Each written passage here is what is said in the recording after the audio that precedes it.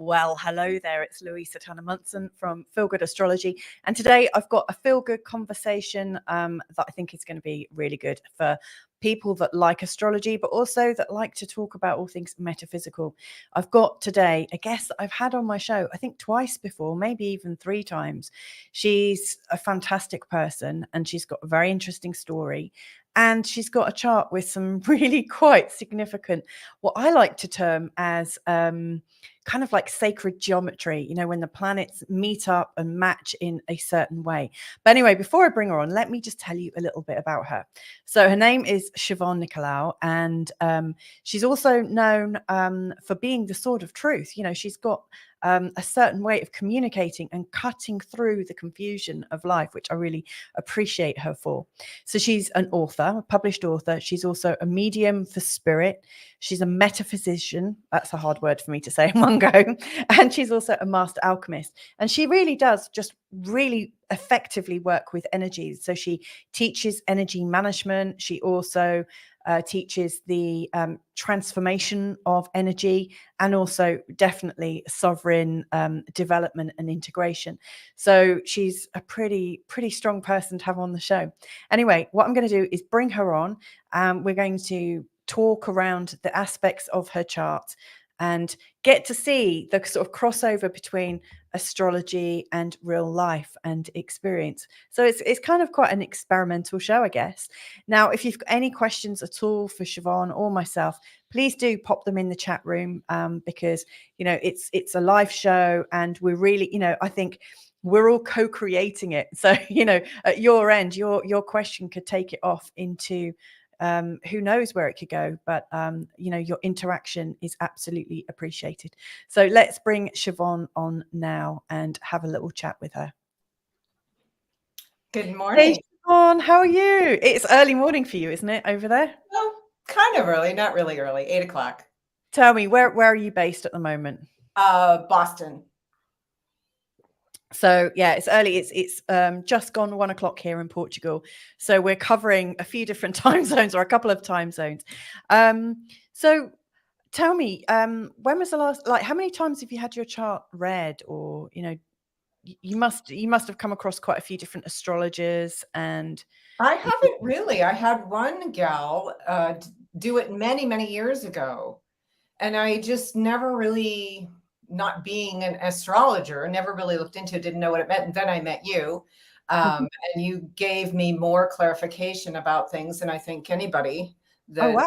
that I could have, you know. I typically don't ask too many questions about things, about where I'm going, because things just kind of show up, and then I get the answer on the other side, kind of like the work that I do.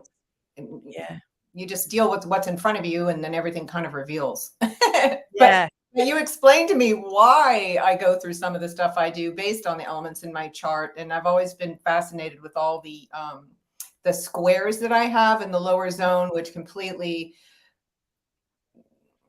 if I had to give that the image and the feeling, I'd say it pretty much sums up how I get affected by things a lot. And if I didn't do the work that I teach, I wouldn't be as humble as I am, and I wouldn't be alive. Do you know what? I would concur with that. I mean, you've got a very strong chart. Shall I bring your chart on now for us to have a look at? Yeah, sure. Go ahead.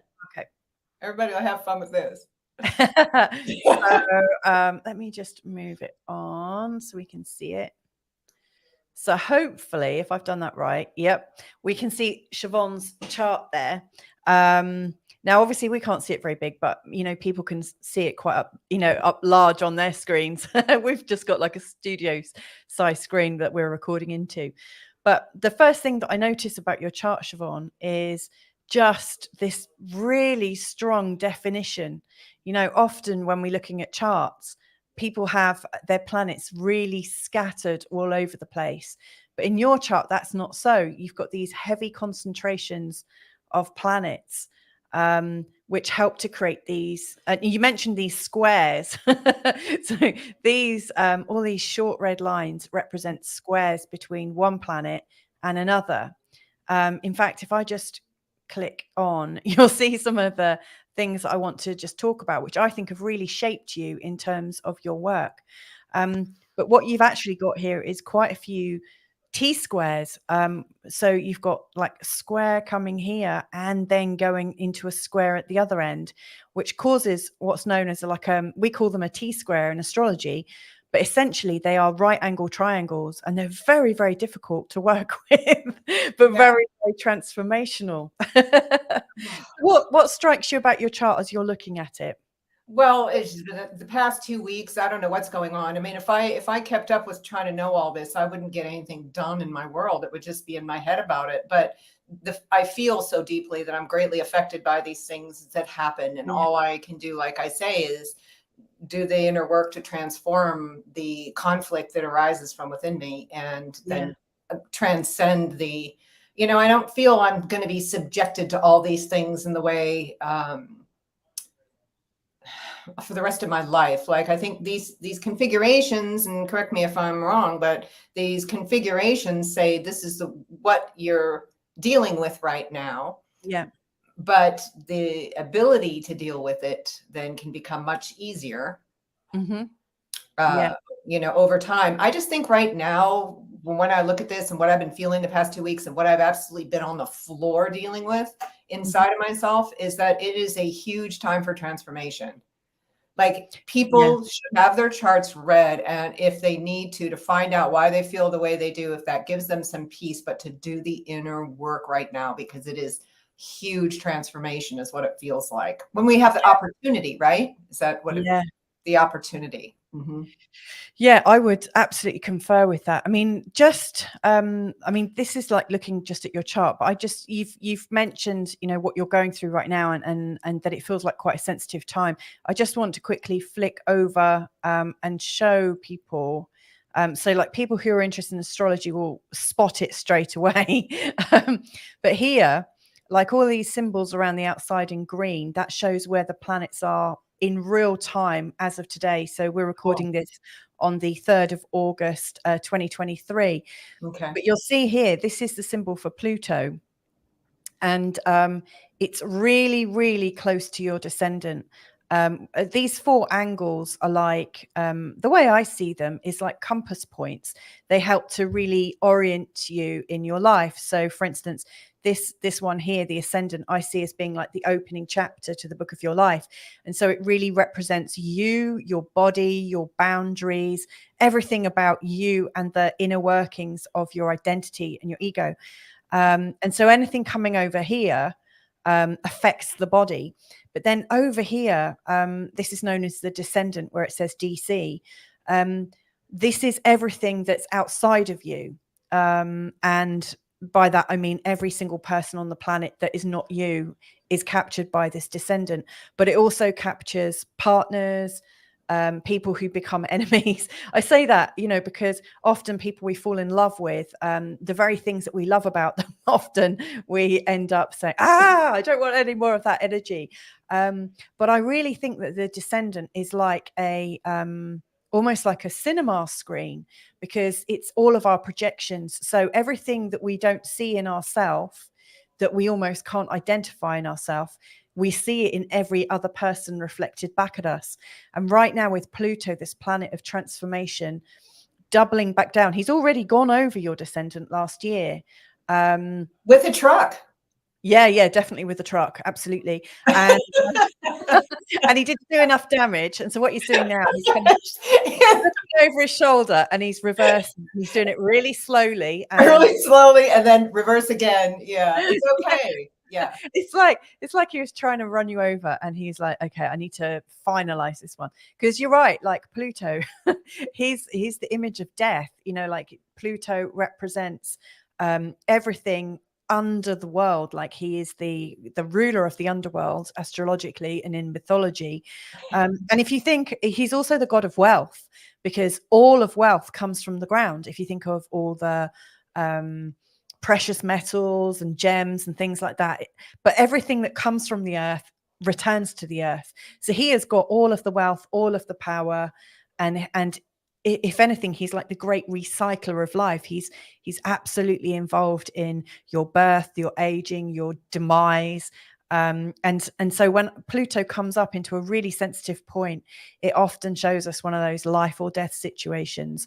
And mostly it's a life or death of the ego. You know, it shows where part of you is dying away.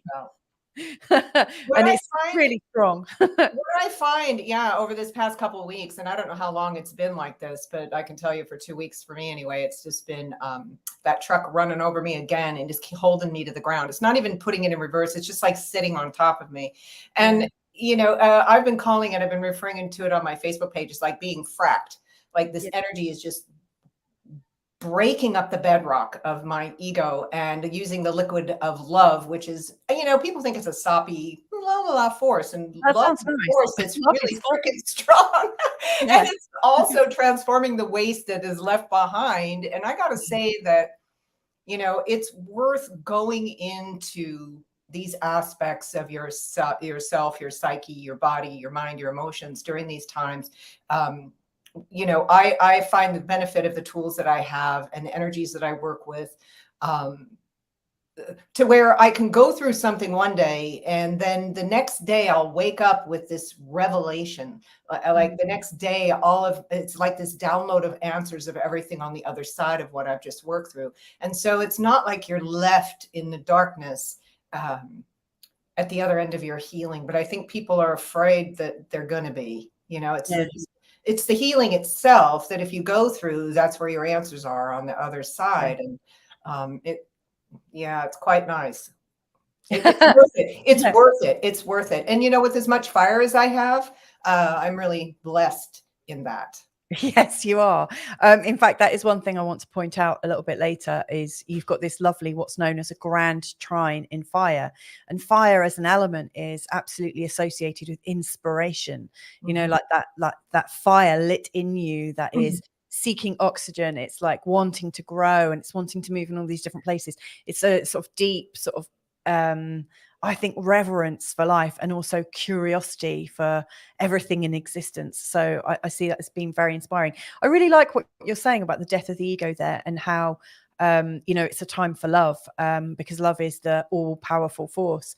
You're right. I mean, a lot of people, when they have Pluto going over part of their chart, they barely survive. I think the most resourceful ones are the ones that are open to change and that know how to change and how to use different tools. But it's definitely a time that can psychologically make or break us. And of course, from our perspective, and I'm talking on behalf of you, and you may not agree, but I'm sure you will. I think all sort of breakdowns become breakthroughs, or can become breakthroughs. They can be the making of us. But for some people, some people don't seem to get beyond some of these breakdowns. Like I say, given the whole chart of my life and the whole most of my life has just been being raked over those angles in the squares below. And if I didn't have the amount of fire that I have in my chart, I think 11 out of 15 elements are fire. If I didn't have that much fire, I would be destroyed. And what you were saying about the Pluto thing, I can absolutely relate to on a psyche level of just wanting to die.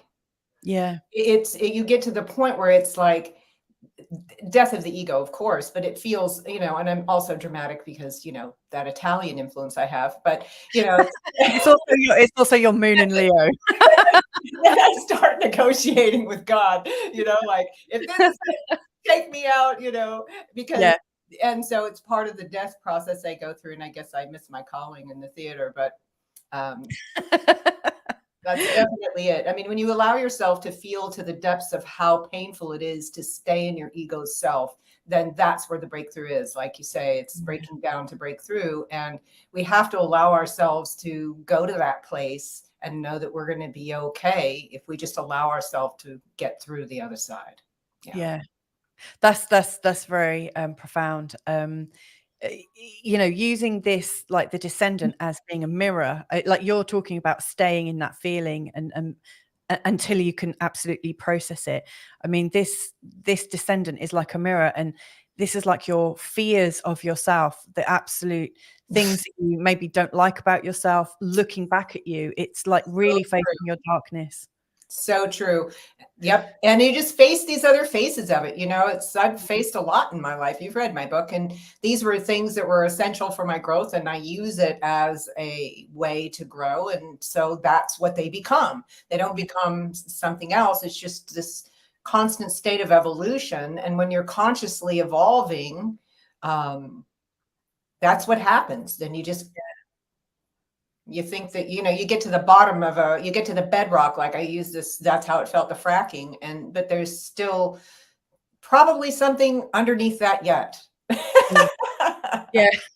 Well, here's the other thing that I haven't even mentioned yet, because I haven't really spoken much about the chart. I've just zeroed right in here because this is like one of the most obvious and big things going on. But you've got Saturn here, and Saturn is the other, what a lot of people consider to be a malefic. Out of the planets, we often say that Mars and Saturn are the malefics, and I think people would put Pluto in on there because they're the ones that really generate a lot of the resistance and a lot of the difficulties. And Saturn is if you think of how it looks, with the rings around it, it's very much about the binding of us, and it gives us structure. I mean, it's not all bad, it gives us structure, it gives us discernment, it allows us to be able to judge things and to see what is working, what's not. But Saturn is also quite dour, and whilst it shows where we might be trying to raise our game and being quite disciplined and determined, etc. It can also show a low point in our life, or lots of people who are into astrology will know about the Saturn return, which happens at roughly the age of 29, and then again we have our second Saturn return around the age of 58, and it returns every 29 years. You might even get a third Saturn return if you like live long enough. But like Saturn has returned. He's always going around. And when he comes to this place where he is in your chart, it represents a time when we're facing ourselves in a kind of a breakdown. We realize we've taken on too much, and the weight of Saturn on our shoulders, we have to discern for ourselves. Okay, where have I grown too big? Where is this not feasible? Where have I got too many responsibilities and expectations that don't belong to me? Where do I throw them off? How do I free myself? And for people that don't have much responsibility, when we come to the Saturn return, it often marks a time when we take on more responsibility. So, for instance, I've got quite a few clients right now that are going through their second Saturn return, and their children are going through their first. And that's because a lot of people actually have a child around the time of Saturn return. It's showing that sort of parental energy which Saturn encompasses, but it can really kick our ass. And so you've got your Saturn right here on the descendant, which is it's a tough energy to manage in a chart, Siobhan. It's not that easy. It shows that you're really looking for somebody who can be absolutely responsible for themselves, that can hold themselves in good esteem, and somebody who has almost become a mentor or a guru in their life, somebody who's got their life together. And often you might get the negative side of that, which is somebody who's critical, complaining, somebody who comes in to tell you where you're not showing up. Saturn really shows us, if we're showing up or not. And so having Pluto, in the recent past, going over this, definitely in the last year, but now Pluto's coming back to finish off, what he didn't completely destroy. He's coming back and saying, Siobhan, I forgot about that Saturn issue. I'm just going to back up. When is Saturn just going to take a hike? And what house is that in anyway? Well, your Saturn. Okay. What did you ask me then? What house is it? Aren't they numbered? Don't they have a purpose in Yes. that area? Yeah. Well, look, this is where the numbers are. So start here at the ascendant. You've got first, second, third, fourth, fifth. It's in the sixth house. Okay, I can't see that. Okay. Yeah, sorry, it's quite small. It's in the sixth house, but so close to the descendant that it's to like the sixth house is about your day-to-day running. of your life, and also a lot about your health. And actually, Saturn there shows a lot of discipline, a lot of like pulling yourself up from the bootstraps. You've probably got a very good way of managing your money, managing your resources, and making them work really, really well for you. But you can't take your eye off the ball. And I often find people with Saturn in this area very disciplined and very capable, and very much a hard worker. And they work at their health. They look after themselves. But when you don't, then you get a real sort of like kick in the gut from Saturn, because he's like telling you off. Does that relate to you at all? Can you? What, right now? Yeah. Okay, Saturn is just in that house. That I was born with that in that house. Is that what you're saying? Yep. Yeah. Oh.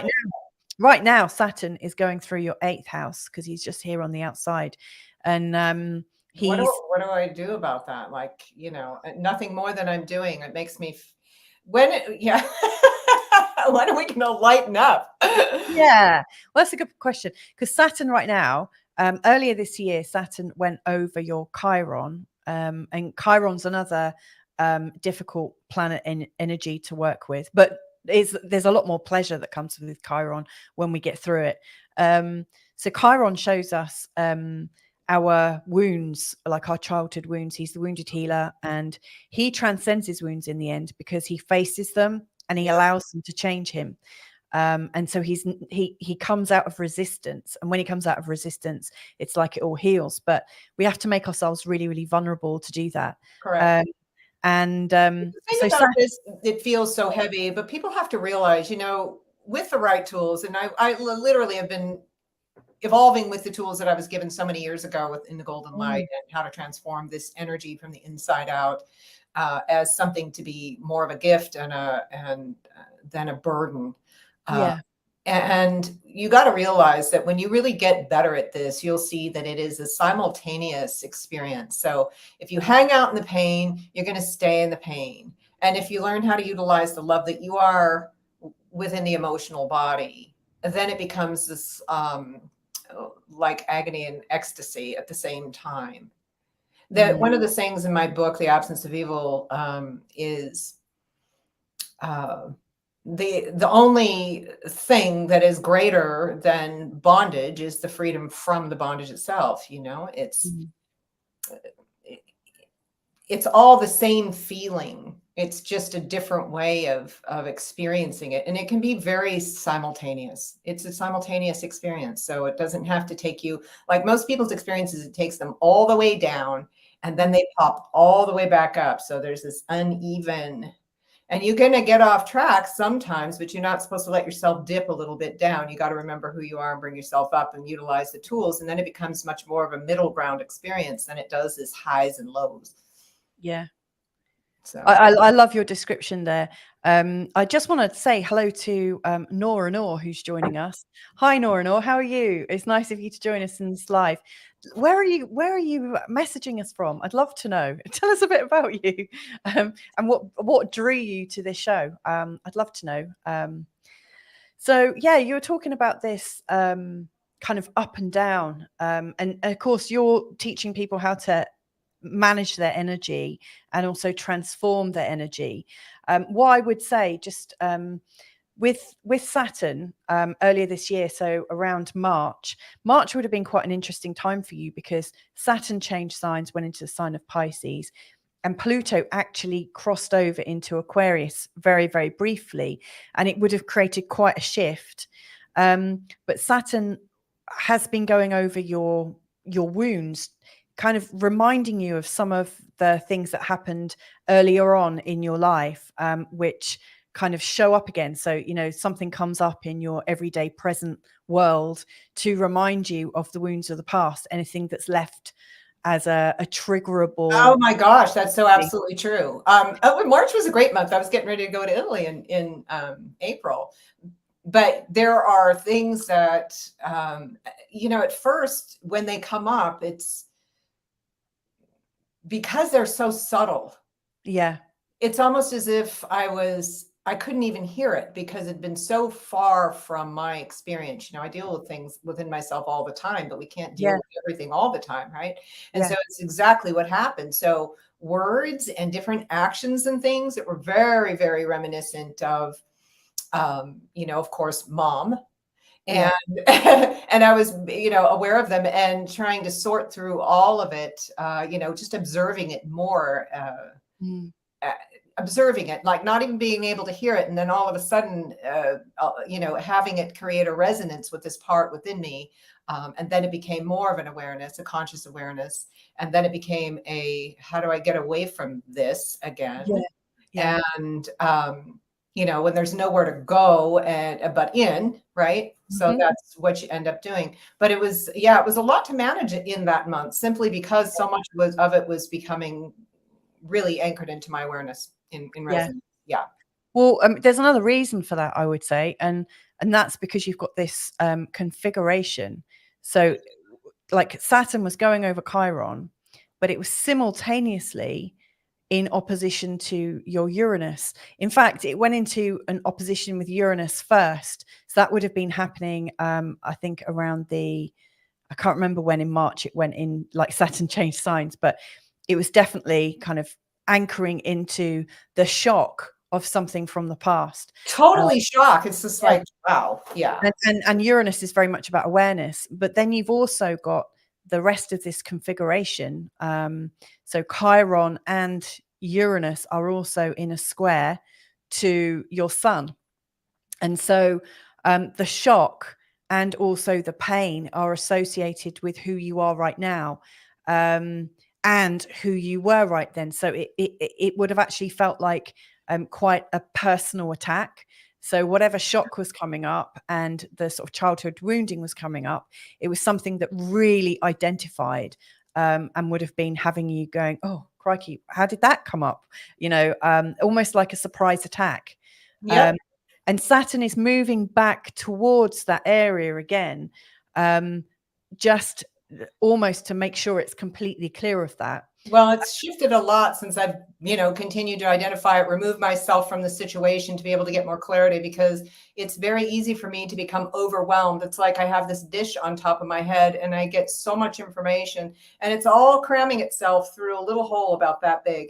And so initially when I'm feeling something, it doesn't appear up here. But as I am moving through the awarenesses and all of my being starts to work together to sift it through and process it as fast as possible, we've come to, it starts out as this shock, and then the reflection within the person who is giving it to you, and then the removal from it, so I could get far enough away from it to process through what it is, to the point now where I am finding that part of myself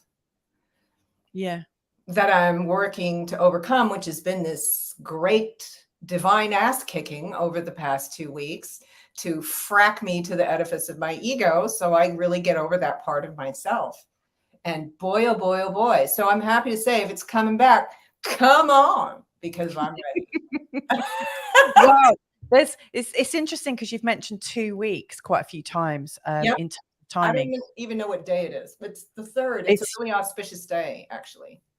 Right. So what's also been going on at the same time, so these are sort of like generational and very slow moving energies, that are there to, that they happen over a series, if we're lucky, over a series of weeks, but mostly a series of months. And you're not feeling crappy the whole time, No. but there are times when it's much stronger. But it's almost like like your favorite TV show. It might be like Saturn going over this might be like season 3 of your favorite show, and it's part of the storyline arc. There's always an underlying story that captures you from the first episode right the way through to the end, and at the end of it you get the kind of resolution of the overall story. It's like the overall fragrance or whatever, but there are other stories within stories. Right. And something else that's going on right now, in this, every 18 months, the North Node changes signs. So the North Node is always going back this way. And every 18 months, we also have Venus going retrograde. And in this last 2 weeks, the North Node has changed signs. And when he changed signs, I called him he. So when the North Node changed I call sign, him he too. okay, cool. It went into an exact trine with your Uranus. So I like don't know what that Uranus, the energy of consciousness, change, when it's spontaneity, like the desire to move, the desire to know that something has come to an end and there's a new shift. So Uranus is a great planet and an exciting planet in your chart, because it's very much about consciousness and shifts, and So glad to hear that. yes, which is great. But it can also show up as a shock out of the blue, because often Yeah. a lot of these shifts do come from a shock. So it's, the two sides. But Uranus just the North Node just shifting, I think it was on the 17th. So around, it's probably 2 weeks ago actually, isn't it? So it's just changed signs. And then a week later, Venus went retrograde. Now, Venus, when she goes retrograde every 18 months, it's causing a pattern. If you actually look at her orbit, when it's kind of stellated or when it's sort of blown up, it does this lovely, beautiful, sacred geometric flower. But she's also marking out a pentagram with her retrogrades. And every 8 years, she goes back to the same arm of a pentagram. So where Venus is right now, going retrograde, which started last week, she is reminding you of an 8-year cycle. So the last 3 are in 1999, July to September of 1999, July to September of 2007, and then July to September of 2015. And now we're in a new 8-year cycle. And then there'll be another one in 2031. So it's this ever repeating cycle. And it changes by just 2 degrees every 8 years. So it's a long standing cycle. Well, And what I does it mean? well, it's a good question. I think Venus retrograde, like Venus is a planet of love, but she's also about connection and flow, and abundance and all good things. Yep. And so I always think that just as she's coming into the time, getting ready to go retrograde, she's showing us where we've come out of our flow. She's showing us how we've come out of our alignment. And I think the retrograde, which happens over 40 days and 40 nights, is like us coming into ourselves to find out where we've become disconnected, either from people, from money, from good feelings, from good flow. And as she starts to move forwards again, you're back in your flow, stronger, more direct, more like a warrior. Well, she is in Scorpio. Yes, and your Venus is very, very strong in the sign. Yeah. It's So not. when is she moving out of that again? Well, she went into retrograde, just about here, 28 degrees. She's already shifted a little bit, and she's going all the way back just past your moon. And on the 3rd of September, she starts moving forwards again. But this is each of her retrogrades every 8 years is falling. It starts off in your 2nd house and it's moving back into your 1st house. So I think the disconnection could very well be to do with your intrinsic value. The 2nd house is all about resources, our income, and how we value ourselves. Yep. So she might be here to show you where you have shockingly come out of valuing yourself, and possibly not fully working with your natural abundance. And she's reminding you to come back into your identity, the personality. It might be time to update something about your identity. Yep. And then it's almost like as you come back, That's all very accurate. as you come back to that point, you start to move forwards again. So this time she's connecting with your emotions. And so as she's peeling back your identity and having you look at it with sort of a new set of eyes for a little bit, it's almost like you're out of your body and watching what's going on and thinking, oh my God, is that what I look like? Or is that how I seem? Or is that how I'm valuing myself? And then it's connecting deep into your psyche, which is your emotions, your moon. And then you're moving forwards with this new knowledge. And then next, when she gets past this point with Uranus, I mean, these are one of the love flows, funnily enough, Venus Venus touching your moon is often a time when we might have a first flush of love. When it goes over our north node, it can show somebody coming into our world that could rock our world. When it comes into an alignment with Uranus, it shows sudden attraction. When it connects with Pluto, it can also show a deep connection. But she does this every year. Like, she comes all the way through all of these planets every year. But every time she touches one of those, she is causing some rockets of desire to go off, put it that way, and attraction. Big time. So I think it's a very interesting time, considering that you've also been reminded of some of your wounding. And also it feels like Pluto's been backing the truck up just to finish off any last remains. Yep, it's good. I'm willing, I'm able, and that's who I am. So. And I think because we've got the North Node up here, that's also in a beautiful trine with Venus's process. To me, I think a lot of people in this particular 8-year cycle, I think a lot of people are going to complete on what has been outstanding, what we are coming back for every 8 years. It feels like we're actually going to all make quite a positive stand going forwards. And for you, like with your North Node going through your 10th house and just in the sign of Aries now, which is where your midheaven is, I think this is going to really impact your career and probably push it off, it up to another level. So I'm feeling quite positive.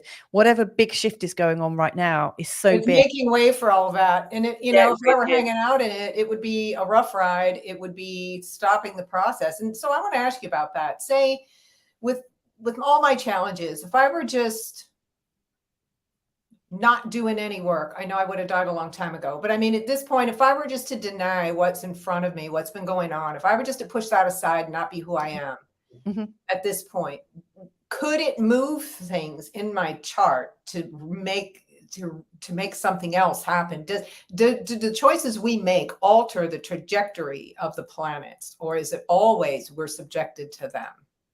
Well, that's a really good question. I do think people can grow out of their charts. Yes. But they never really grow out of their charts. Like they know how to handle the energy so well that, the next time a challenge comes round, they're dealing with it at a lighter or easier or much faster level. In fact, Nora has just commented, and I think this ties in actually with what we're saying, because I'm just thinking, as she works with energies, it must be easy for her to deal with the changing cycles. Yeah. And she's actually saying, this is what I wanted to ask too. I actually think that if you are used to using this energy, you can clear it quite well. When earlier in my life, I had Pluto very slowly go over this area here where I've got a ton of planets, and it felt relentless. And during that time, I really didn't know my I just didn't know where I was going. I was kind of desperately trying to fit in with a 9-to-5 Monday to Friday kind of job, which really didn't suit me. And I was so afraid of going against the narrative. And yet the narrative that I was raised in was kind of killing me. It was killing me spiritually. It just, everything was felt like the life out of you. Yeah. Yeah. And I was so unwilling to face myself and realize I wasn't a very good fit for the kind of life that I was born into. And it takes a certain amount of courage. And I think where we're really stubborn, sometimes that can perpetuate the suffering that we might put ourselves through. So, rather than face myself, I was drinking and I was doing everything I could to distract myself. And I was on pain relief and antidepressants and all sorts. And actually, when I faced it and just thought, okay, at some level, I identified that there might have been a part of me that was like a little child having a tantrum. Yep. And I'm just grateful not to know a lot of stuff. I mean, I really don't like to think about a lot, and I appreciate the fun of a chart for me. But I mean, if I paid attention to every time Mercury went into retrograde, I would just I feel like I would subject myself to it rather than just not pay attention and keep doing the Yeah. inner work. Because I feel that on a feeling level, on an emotional level, because I feel literally everything. Yeah. And so, I'm painfully aware, let's say, of what's going on. So if I just pay attention to that, then I'm not feeling the weight of everything Yes. planetarily in my chart. Yeah. That's why I'm like, where are we going to lighten this up a little bit? Because Yeah. I really don't need to focus on all that I'm feeling. I just Yeah. need to focus on healing what I'm feeling. Yeah, I would absolutely agree with that, because I think once you start recognizing, okay, that feels a little bit difficult, and you are able to face yourself rather than let it persist, because like as you face it, once you faced it a few times, you realize actually that it's not going to kill you. Well, when What we it look might at it do, it might in the release you. in the You can move terminology, on to other things. Sorry. facing yourself, it always sounds so negative because people are afraid what they have to face. When all we Yeah. realize is all we have to do is love ourselves. It's not the story. It's not what happened. It's how you felt about what happened. And Yeah. we can become aware of it through our feeling nature and just simply apply the salve, the transformational salve of love in the way that you make it conscious within you. Then it's not facing something. People say, oh, you have to face yourself. And they're like, hey, they can't even face themselves in the external world. I mean, I had a real tough time facing the external reflection, these past months, March and all of that leading up to that time. And as a child too, feeling it from these very, very early ages. I mean, this stuff came up from very early ages. Yeah. And the shock and the awareness of it and all that. I did what I did when I was 14 and finally left home. I had to remove myself from it in order to be able to deal with handling the feelings, because what I was dealing with as a child never wanted me to rest. It was always picking at me.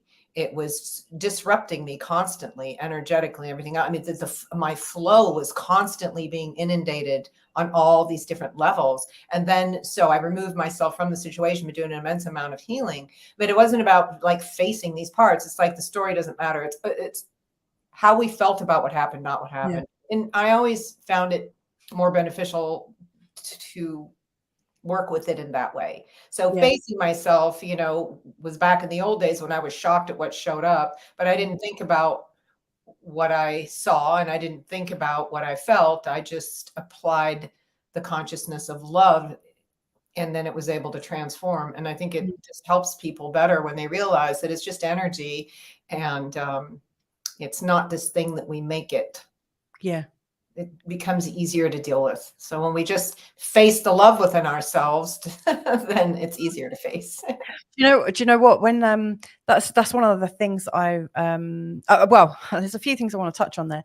I really love your distinction actually about facing and how that language can be quite off-putting, because it is quite adversarial. And I love what you're saying about love. And actually, when you were saying, like accepting the love or feeling the love and allowing the love to flow in and being the love, I recognize that as being one of the most painful things, to kind of give yourself over to love. And you then are love, and it doesn't know it's love, and you make it conscious by being that love. Yeah. But you know when you're so upset and you're so kind of bereft and you kind of don't know what to do, and then someone shows you love and you think, oh God, I can't accept it, because if I do, I'm going to break down and become super. Because it's that pain, like when you're trying to hold back tears and you're like, don't love me, don't love me, don't love me, because then I'm going to lose my anger. And because that's all I've got going for me at the moment. The love from the outside in is never going to give you the love that you are seeking. And when you learn to make it conscious within you through golden light meditation work and things like that, then that you awaken that consciousness of love that you're made of within the physical body, which then begins to vibrate for what is in the emotional body. And because the emotional body is part of the physical experience, they work hand in hand. So as you awaken that consciousness of love that you're made of within the physical body, the emotional body feels the vibration of love. And then it becomes a way that you relate to yourself from that consciousness of love. And nothing from the outside is going to do. I don't care what they say. It can help you open to greater amounts of love. But if you get addicted to the love that is being given to you, then you're always going to end up disappointed. Yeah. And there is a part, though, the child, like when we do this inner work with people, when we're familiarizing themselves with the child that doesn't trust what is being presented as love, even though it is the pure love of your being, it doesn't matter. And one of our sayings is that love doesn't care, love just loves. Oh, love So that. it doesn't care what the child looks like, smells like, feels like, sounds like, or acts out like. It just simply is holding the space for the child to express how she felt while contained within this love. And because all conflict begins and ends within you, then when you learn how to contain yourself within the bubble of love and do this inner work, then you're not throwing that energy out there for it to become more of the problem in the world of duality. So Wow. you literally transform yourself from the inside out. And that child within, you know, they're kind of shocked. They're like, well, the child won't come out. And I'm like, so just keep being the love, bring that golden light through that area of the body. And though you're aware that something is there, you don't think about what you see or think about what you feel. You know, from this intuitive voice of love, you can say, I love you, and I'm, you know, and I'm here, and I'll always be here. And when you're ready, I'm right here. So we allow this part of ourselves that doesn't trust the love that is being given to emerge on its own terms. And when as a child were we ever able to do that? Like never. The kid's like, I need to do it my way. And love says, I don't care, do it your way. I just want you to know I'm here.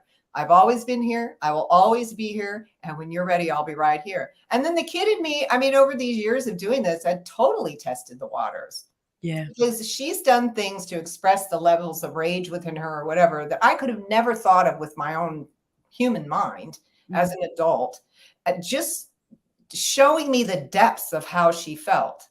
Nothing more than that. But the way that they express how they feel can be quite interesting. And you just have to allow it to happen, because no matter how they are, they're still worthy of love. And that kid might try to push the envelope. I mean, sometimes love will present itself to open itself to love's embrace, open to the child, and the child just goes, like intuitively, the kid is looking at love and just saying, you just stay there. So love says, okay, great, I'll stay right here. And love just doesn't care what the child does. It just keeps being the presence of love. And so that's how we reclaim ourselves as that love. And then when you build that bridge between between yourself as love, then it responds more readily to that love. And then, the child will surrender and give in. It's another level of being able to surrender to the love. Yeah. So it takes time, it takes phases, and it takes, just like everything else in the world, you cannot allow what the world is to get your attention to the point of thinking about it. Because as soon as you think about it, then you divide. And as soon as you divide, you're part of the dual experience rather than the love that doesn't care, it just loves. So it's like I tell my clients, I go, don't look, keep walking. Love that. Right, we've got some more comments coming in. So Nora Norris is adding, but at times your circumstances overpower you. To an extent, you are left with no choice, which I think is interesting, because my feeling is, and it's more of a recent feeling, Nora, is that even when it seems like we don't have a choice and we can't influence the actions of other people, we have a choice in how we feel. But I'll be honest with you, I've only really come against that knowledge in myself very recently. What are your thoughts on that? At times your circumstances do overpower you, and you do have a choice. And if you live in love, then there is no choice but love. Right. So when you learn how to be that love, and, it's like I look at, Yeshua in the Garden of Gethsemane. I've been using this a lot lately for some reason, because it just happens to be the analogy that comes to me. But he's walking through his love, and there's all these things that are trying to get your attention, like it wants to overwhelm you. And you just kind of know that it's there. You're aware that it's there, but you're not letting the mind take you there. I'm going to love myself more right now. And I can't emphasize this enough. When we're teaching people how to deal with the shadows of the mind, it's about really connecting to the consciousness of love first, before they address it, because there's too much in the world of healing where people are going, cut it off, release it, flush it out, make it go away. And you're like, if that worked, we wouldn't be healing still, would we? I mean, if all the stuff out there really worked, nobody would be in separation anymore. So the only way I've found to come together within myself is just to learn how to deal with these parts of myself that want to overwhelm me. And doubt has tried and, you know, to take me to the floor, but that's why they call it a shadow. So what I do is I will drop my bubble of love to the floor, which is the golden being of love that I am, and inhale that golden light all the way down my spine, radiate it out. And then I address the mind and just say, I'm going to love myself more right now. Feel the relaxation in my shoulders. Nope, you almost got me, you know, or you have no power in the presence of your essence most high. Or I'm love, you're love, and we're loved. And then it just has no power in your experience. And so you do, if you choose love, then there's no choice but love, and keep bringing yourself back to that choice. There's no sense in trying to wrestle it to the ground. I love that. I mean, actually, before I just say any more, I just need to say hello to Gillian. Hi, Gillian, joining us from Scotland. How are you? It's very nice of you to join us. Gillian is also somebody who absolutely works with energy, and I'm sure is probably nodding to a lot as we're talking. Yeah, what did I want to? Oh yeah, I've interviewed different people who've experienced like this love and the integration of love in different respects. People who, like, when you hear their life stories, you just think there's no coming back from that. And like, for instance, there's a lady called Serena Faith Masterson who I've interviewed, who just was she was part of a satanic ritual abuse, you know, right from being a baby, you know, and she managed to get out of it, and she's had years and years and years and years of it, where whatever was coming in was trying to destroy her. Just absolutely trying to destroy any sense of love. It's insidious. It's absolutely insidious. And if you like read her story, it's called I Am Serena. It's worth reading. And she doesn't go into any of the gory details. She doesn't go into the story really, but she talks about how her soul survived it, and how she did it was through separation. So she had multiple personalities to be able to cope with all these different attacks on her. And her story is of her reintegration as she brings in all those fractured parts of herself. Correct. And she brings it all together through love. And so I absolutely can see exactly what you're saying. And you know, in recent practices that I do myself, it's always about loving that, you know, finding that part of me that is wanting to be separate, and welcoming back in with love. Yeah, because they're not separate. They are a part of you. And it's like some souls come from a place that they don't want to believe is really who they are, or how they come in. But it is, you know, a greater challenge to, you know, step up to be that love, even in the most dark circumstances, even in the most challenging circumstances. And, you know, as I say in my book, The Absence of Evil, it's like, I always wanted to be an archaeologist, but I never realized it would be, you know, putting the shards of my shattered self back together to become whole again. So, and love is the glue, and love is the vessel, and love is everything. So it's reclaiming ourselves as light, and God bless her, because I know what her journey is like. Serena. Nora is saying, in my case, prayer is the only thing left. Prayer. Well, when we pray, we're asking for something rather than claiming the love that we are.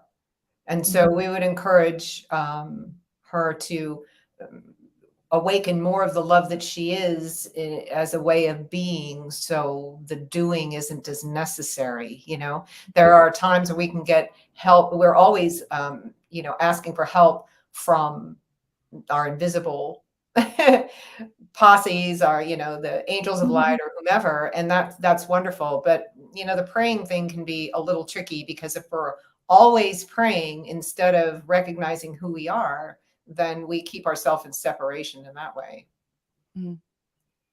So it's, for me, everything that I do within myself and with others is all to strengthen my connection with the love that I am. So I can be that love in the totality of my being. Yeah. Yeah, it's interesting, isn't it? Because in this discussion where I was just about to say that actually. So Nora is saying it's also about talking to God. And So is you. yeah, and that's what I was coming to. Like we have different definitions of who God is. In my experience, I guess using the love analogy that you're talking about, if we're all made of love and all part of the same energy that has made us, then there is no separation from God. Well, it's God, one thing to know that, and it's one thing to experience that. And love is what heals duality within human psyche. And yeah. God is what emerges from within that wholeness. So to me, God is the source that even gives love life. But you'll only experience the raw truth of God when you come to love within yourself first. Why do you think these golden light masters have to keep coming back? Because humans just want to go from ice to steam without liquefying first. And so they miss this whole step in their evolution trying to get to source, which is really bliss and what we're all going for. But when we're in duality, I find that love is absolutely an important step to realize that you're made of love. Everything in this creation was made of the love of God. And so when we start with that love and heal the duality within us enough, then the God source naturally emerges from within the love that we are. So there's nothing to do. It's more of a way of being, and in that beingness.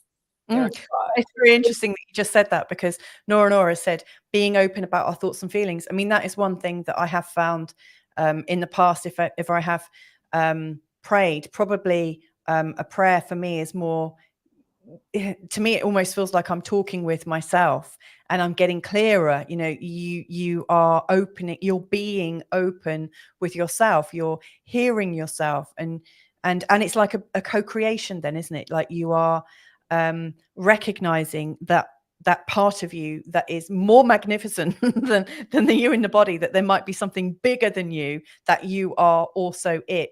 And it's like a much bigger conversation. Like when I've like right from early on as a child, I realized that I would have these conversations in my head and I would get answers, and it wasn't my voice, but I knew it was coming from me or through me or via me. I was hearing it.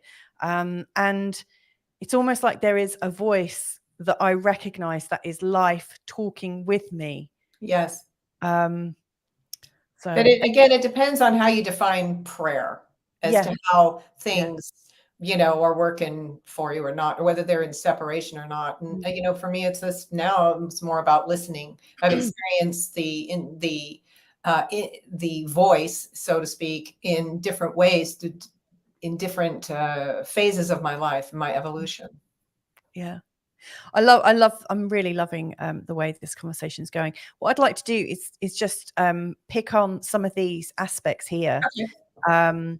Because this is going out to two channels, like the astrology channel and also like the feel good conversation type vibe. So it's like putting astrology and spirituality, I guess, into putting them together. Like, this conversation has really gone to love and awareness and almost that feeling of faith, or that feeling of knowing and beingness that you're talking about. And you're also talking about like when you were talking about love and how we need to be love and feel love and to me it felt like a beautiful mother energy. And this is what I want to pick up on, because in your chart you've got your ascendant in the sign of Cancer, which is a very sort of like maternal, loving, forgiving energy, at its highest expression.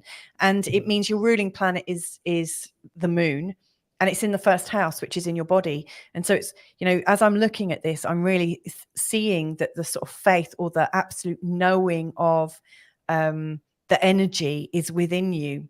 And that's how I see it. I really like this. It's really difficult moon square Neptune. I've got it in my chart too. And I know quite a few very gifted healers, and people that work with energy and sense energy in different ways have often got the moon and Neptune in an aspect, usually quite a challenging one, like a conjunction, a square, or opposition, because it brings up enough material to work with. You know, it's taking you on an energy to do with on a sort of journey of boundaries, because you can feel everything, and then it's like, oh, I can feel everything. However, that's really difficult for me to experience in this body. How can I navigate that? And so this square between your moon and Neptune here, I think, would have given you a lot of learning in those early days. And then, you know, every time something comes over this and triggers this energy, it's like you've got a new opportunity to play with boundaries and play with veils. You know, it's quite interesting. And then you've got, and actually some of those earlier conversations, you know, when Noor was saying, what was she saying? But at times your circumstances overpower you to the extent where you're left with no choice. One of the things that I really see as a sign of resiliency in your chart is this T-square. So you've got the sun in a conjunction with Mars here, which you often see in charts. So sun conjunct Mars, it's willfulness, you know, it's a strength, it's a very strong feeling of personal power. It's an awareness that you are powerful and that you can do stuff, and you can shift in the physicality. And then with the sun in a square to Uranus, that often shows up as a stubborn resistance. You know, so like one person might say stubborn, but actually that's what you would see in the chart of somebody who can survive something because they live beyond it. You know, they can experience very difficult energies and make use of it. That, you know, they are able to, they might get crushed in the process, but it brings everything so tightly into your awareness. You have to do something with it. You can't ignore it. Amen. And like your sun isn't just square Uranus, it's also square Pluto here. And then it's also square Chiron, the wounded healer. Now, all three of those. So Pluto is about power, like ultimate power. Uranus is about freedom, consciousness, and shocks and change. And Chiron is about the wounds. And interestingly, Chiron, you know, once he transcends his wounds, he becomes like a guru. He becomes a mentor. He becomes, so like Chiron is really, I think, a very strong part of our charts when we become a coach in some way. Or so can I ask you, Louisa, are those fixed, or is that just right now? Those are fixed. No, right? that's fixed at birth. All right. That makes sense. You know, I often find with squares and difficult stuff that earlier on in our childhood we could be a bit chaotic to it, you know, because we don't know how to, like, it's almost like a handbook. You know, if you understood that you had these skills and this is what you could do if this was to happen, you would probably not spend the first like 20, 30, 40 years of your life not knowing how to handle your own energy. But essentially, as you get older, if you're listening and paying attention, as this new energy comes in, you're like, and you can see something is about to come here and it's about to trigger your transforming aspect, you could actually start to create projects or work on projects that are challenging, that are bringing in consciousness, or working with consciousness, working with personal power, working with the Chiron energy, so that you're kind of already soaking up this energy as it's coming into you. So it's like you got the choice to work with it. But I think when you don't work with it and don't allow for it to come in, then the energy really uses you. And in my experience, where you're not consciously working with the energy in your chart, when something comes along and triggers you, it kind of floods you with the energy of pain and transformation, something sudden happening, something that might be life-threatening, something that's going to cause a lot of wounding. So I always think, use the energy, don't let it use you. And then you've got your sun conjunct Mars and Mars square Pluto, which again gives you an immense courage. you know, in adversity, to actually stand in the middle of the storm and claim your own power and say, actually, I'm not accepting that. I'm in charge here. You know, so there is a lot of resiliency through you standing strong. And what I really, if I was to interpret all of these, I would say it's a knowing of self, and it's also I should have been a man. they are quite masculine, you know, They are like, very masculine. yeah, Yeah, yeah. yeah. There was something. It's like discernment. It's a complete discernment where you know yourself so intimately that you can say, that's not for me. I know it's part of everything, but right now that's not for me. And it's also a bit of a cutoff point. Very interesting. But then this mutable T-square, all these stresses, they're in the mutable signs, which makes it a bit easier to deal with. So you'll probably find that you're able to work with things because you recognize where things are unmovable, and yet you are somehow able to shift them. Yeah. So it's really quite good. And then this lovely grand fire trine. And I also notice it a lot about grand water trines, like the fire and the water in particular, especially in a good mix. And you've got a good mix of both of these. I think they create artists, healers, poets, and everything to do with the divine, you know. So you were talking about steam. How do you get from a block of ice to steam? I think that's what you said.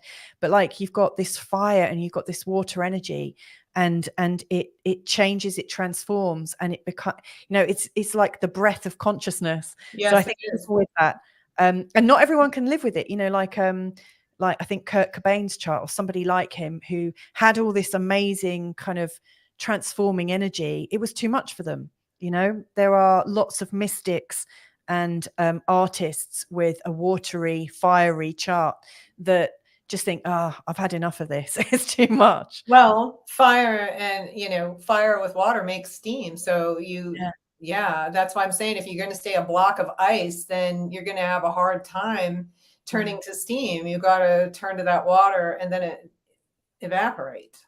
Yeah. Yeah. And that's where the steam of spirit comes in. It's really definitely a steam. It's like it builds and it builds and it builds. Wow. I've really enjoyed having a look at your chart and also talking about the sort of shifts and transformations that you've made, and like recognizing that this is quite a challenging time. And yet it's also a time of rediscovering, you know, with this Venus retrograde repeating 8-year pattern. It is like a rewrite, a reboot for you. And one of the things I'm very excited about is this Jupiter and Uranus conjunction that's already now coming in and is coming into its perfection around April of next year, which looks like a really dynamic time for you to launch something. You know, it's going to be square to your node, and like your north node and your south node, this amazing, quick, fast, rapid energy. And it could be really, really quite transforming in terms of a launch of something. This is also happening in opposition to your Venus as well. And oppositions of Venus aren't that tragic. I find them quite energizing and quite useful. So I think there's going to be some really interesting transformation for you coming up. Well, great. And so it depends upon what I do right now down in that other area. What house is it? In the second and the first house, right? Yeah. Yep. Like the retrograde is going through that first house area. Right. And it can be over what? September 5th, you say? September the 3rd, she starts going direct again, by which time Mercury is almost finished in retrograde as well. So from the 15th of September, both of them are out of retrograde. So it will start to feel like everything is flowing forwards. Good. Well, you know, everything is already moving forward. It's just surrendering to what is and doing the inner work and letting things beat you up a little bit if you have to go through that to get through it. It's not, it's easier to be the love that you are than face yourself, I think, because love can face anything, right? Yeah, I like that. Thank you. Because love can, if you're the love that you are and you make that conscious, then there's no facing anything because it doesn't think about what it sees or feels. It just loves. So it's easier on yourself that way. That's beautiful. Got a couple of last comments coming in. Nora is saying so true and nice. Gillian is saying, thanks for that book recommendation. I'm Serena, just getting back to reading, but can already feel her story. Like I said, Gillian's a very strong energy person as well. She's also saying, realize my comment was a bit out of sync. I'm doing my usual and watching double speed on catch up, still 13 minutes behind. Bless you. I love that you do that. It's amazing. And Nora is saying, this was interesting. Thank you for today. Well, thank you for joining us, Nora. I've seen your comments on some of my videos, so it's really nice to actually catch you live and get a feel for you. And Gillian's saying, looks like you were just completing. Thanks to both of you. Oh, thank you, Gillian. Yeah, thank you for joining us, both of you. And there were other people like watching and listening in from different places. Who knows how far around the world we've got? I don't know where Nora is based, but I know, I'm in Portugal, you're in the US, Gillian's in Scotland. I don't know where you are, Nora, but she's saying goodbye to Gillian, and it's a nice little love fest and lovely to joining, like one of your chats live again. So yeah. Do we have, let's see, my website. Yeah.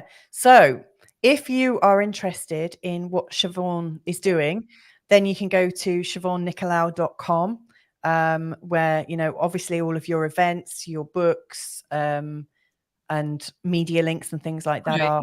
And also if people want to work with you, is that the best way for them to reach you? That is. And you can also get on Facebook to Siobhan Nicolaou, The Sword of Truth, and like my page, and everything is uploaded onto that as well. We have YouTube, and so my name, YouTube. Yeah. And you're on another show tonight, aren't you? I'm going to put a link in the show notes today. What are you doing tonight then? Is it on a radio? I'm doing another show. Oh my God, now I have to think. I'm not there till I'm there. It's on the Conscious Network. Let me find my notes. I thought you were going to look that up. Oh yeah, sorry. Hang on. Let's see if I can find it. Here we go. It's on. I'll be interviewed by Sheila Seppi, who is. Let's see, who is she? Well, she's with the Conscious Awakening Network. Conscious Awakening Network. Yes, and so the show is called Cosmic Conversations. Brilliant. So the show's called Cosmic Conversations, and we've just done a feel-good conversation. This is fantastic. Yeah, so it's more good conversations. I'm trying to find the specifics of what we'll be chatting about. But and this is great. I've got a new person in my chat room who's just saying, Renata Kappas, thank you, Siobhan and Louisa. It was very interesting. Like I was hearing my own astro chart. Bless you. It sounds like you're a thank you, Renata. Healer yourself. Thank you so much for joining us. It's great. And she's saying, I'm much love from the Netherlands. So we've reached out even further. Isn't that lovely? All right. Well, is there anything else you wanted to say finally, Siobhan? Yeah. Keep on loving yourself because you're worth it. That's a lovely way to end it. That's perfect. Thank you so much. Well, thank you so much for joining me again on another show, Siobhan, and no doubt we'll be in touch in the near future talking a bit more. And if you've joined us today, thank you so much for joining. Please do like if you've enjoyed it, or even share this video if you think it might be helpful for somebody. But more than anything, I just hope that we get to connect again in the near future. Share the love. Thank you so much. Bye. Bye.